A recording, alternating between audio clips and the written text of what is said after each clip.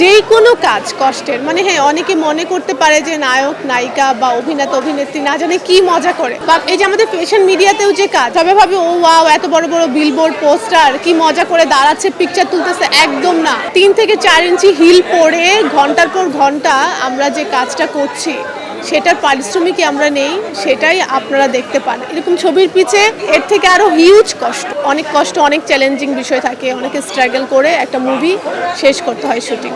খুব কষ্টের দিন, যেহেতু আমার প্রথম মুভি, আমার প্রত্যেকটা সময়ই দেখা যেত যে আমাকে একটু মানে ভাবাতো, হ্যাঁ আমাকে একটু ধৈর্য শক্তি দেওয়ার জন্য আমি নিজেকে পুশ করতাম যে এটা কিন্তু ফ্যাশন মিডিয়া না তিথি, এটা কিন্তু ভিজুয়াল, হ্যাঁ এটা হচ্ছে বিগ স্ক্রিনে তোমাকে দেখা যাবে। ফ্যাশন মিডিয়ার কাজ কঠিন, কিন্তু করতে করতে তো আমি একটা অ্যাডজাস্টমেন্টে চলে গিয়েছি। এই ক্ষেত্রে যেটা বলবো যে প্রত্যেকটা দিনই আমার কাছে কঠিন চ্যালেঞ্জিং মনে হয়েছে, আর আমাদের প্রত্যেকটা শুটেও আমাদেরকে অনেক চ্যালেঞ্জিং পার করতে হয়েছে। আসলে ওর যখন ক্যারেক্টারে যা করতে হয় সেটাই সে ডেলিভার দেওয়ার ট্রাই করে, বাট পার্সোনালি তার পার্সোনালিটি খুবই স্ট্রং, মানে একটা ছেলে বা একটা নায়কের যে পার্সোনালিটি হওয়া দরকার বলে আমি মনে করি সেরকমইও।